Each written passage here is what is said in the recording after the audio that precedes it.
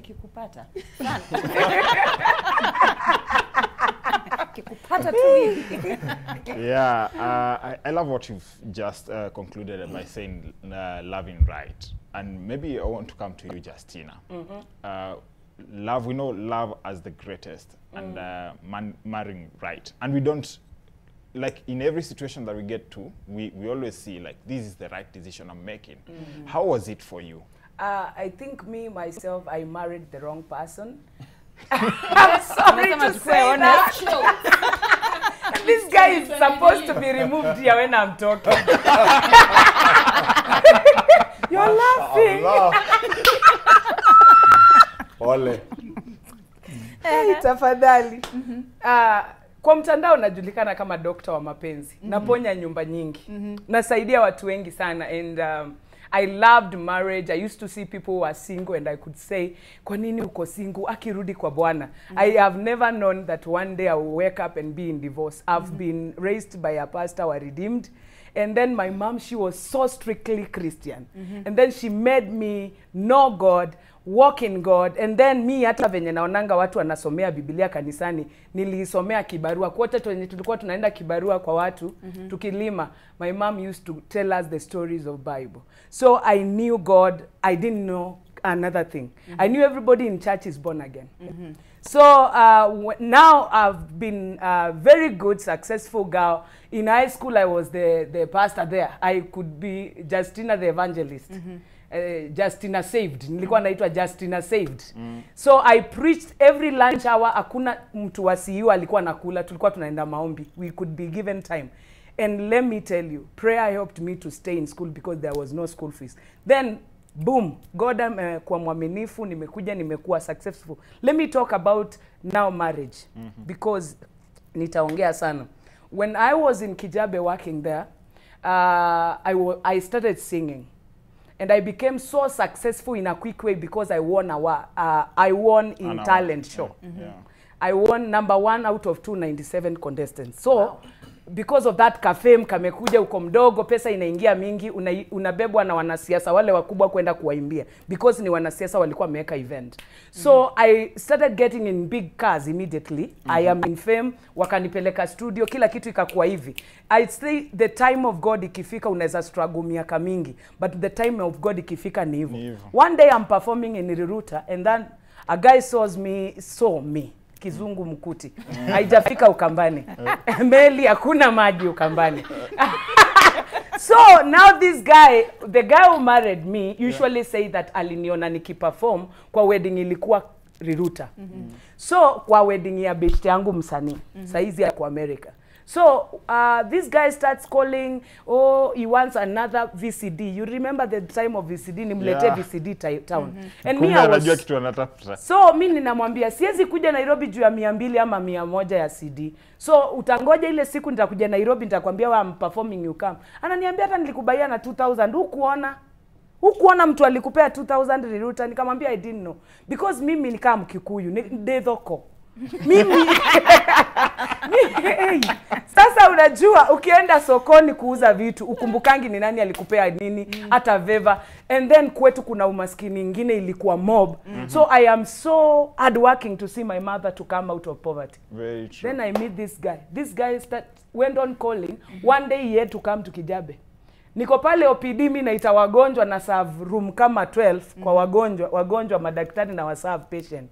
Then this guy comes, mimi nimevaa white pale. Akakaa hapo kama patient. So venye nataka kutoka, akanifuta, akaniambia unajua mimi ndio nakupigianga Nairobi. So tukaongea akaniambia I want to see where you live. Sasa tukaongea. You know my family, some of my family members, they used to live in Kijabe and they were working in Kiwa and they were pastors. So nikamwambia siwezi kubali mapenzi mpaka maybe nikupeleka kwa madhe kuone. The guy agreed to see madhe, and madhe is so strict. So akakuwa mzuri kwa kila family member. All of a sudden this guy nilikuwa nakuwa Nairobi every weekend. I used to work all the night shifts. Saturday, Sunday, Friday nakuwa Nairobi kufanya kazi ya muziki, kuimba. Do you know sasa nikakuwa hakuna kuimba weekend zote, huyu jamaa amebook. Yani alinipeleka teke. Relationship yetu hakukuwa time ya relationship. ni relationship ya kupanga event ya marriage. Wow. So Hold that every thought. weekend nilikuwa either kwetu ama kwao. Hold that thought. Yeah. We're going to take a very short and necessary break. We'll be right back. Don't go anywhere. Mapenzi ni mapenzi. Ladies and gentlemen, karibuni sana. Thank you so much for joining us here on NTV. This is a crossover. We're having good vibes, good vibes, good vibes. We have an amazing panel here. We have the Riri family. We also have Justina Syokau. We also have the Abox. And before we went on a break, we were talking to Syokau, and we were trying to understand what are some of the lessons. And I love that you're open about your divorce. Yeah. Because I feel a lot of ladies feel a bit embarrassed because they're like, wah, aibu ilioje. But I love that you're vocal about it. Yeah. And maybe you can talk to us about some of the lessons that your divorce taught you. Yeah. Mimi niliolewa haraka. In 6 months tulikuwa tumeshaoana. And then the mother-in-law, honeymoon tumetoka, mother-in-law ameanza kulala bedroom. And then I have nowhere to ask because nikiuliza naambiwa mama ndiye kila kitu, mama ndiye everything. Then fight ikaanza from nowhere. Every time unapigwa, mama amesema hujui kupika, mama amesema kuna letwa wanawake wengine kwa ndoa. And then atakwambia mama yangu akupendi, ndio sababu nimeleta huyu mwanamke, nataka kuoa, I need an embrace outside. So unajua ukimuuliza kwa nini umeleta mwanamke mwingine kwa gorofa yenye tunaishi? First floor kuna bibi ameolewa, hata towel za bedroom ziko huko. So unapata every time mimi ndio niko in shock na ninapigwa kwa sababu nauliza kwa nini unafanya hivyo. And I didn't expect kuolewa na humanizer. I didn't expect kuolewa na mtu hata ni respect. So I used to stay, and also a lot of people tell you the 5 years of marriage na kuangana shida, but I just want to tell people now that marry the right person. The right person, when I married the wrong person because he used to bully me, remove me from job, anipeleke kwa reserve, ninakuwa servant wa kwenda na punda kwa maji, and there is no water in Mwoni River that time, na chimba.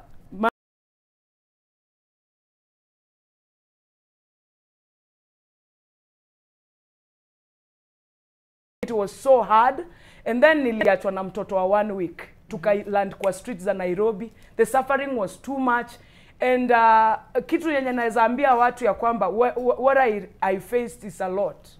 Kitu yenye naambia watu ni kwamba don't marry in a faster way. Don't be desperate. Don't meet somebody today and before mjuane atijuana kutaka kuoe, uingie kwa relationship before mlearn. If you have not learned somebody, don't get into marriage. Because mi si kuona red flags, juu nilikuwa naonyeshwa the other side, the good side. So wasichana wasiharakishe kuolewa. Sahi bado na feel niko beautiful, na feel niko young, na sahi niko na 10 years down the line, nimetoka kwa ndoa 10 years ago. Na sahi ndio nasikia, sahi naweza date, you understand? So wasichana wasikimbilie ndoa ama vijana ambao wako pale nje. If somebody does not love you even in relationship, stop the relationship. And also I can say the wounded and the people who have been left, in case wanasikiza, you need to learn to forgive that person for you to heal. Forgive, and also I can just tell people who are in marriage, who are here in wrangles, like how I was, communication is the key. What I learned is that this guy was not giving me room to communicate, and also intimidation, alikuwa anani intimidate. So communication is very important in marriage. If there is no money, umeenda chini, ambia wife vizuri, sina do, ili mtu akuange anajua kile kinaendelea. I think communication and knowing what is happening in the partner's life is more important than kupigwa kila saa. You've said an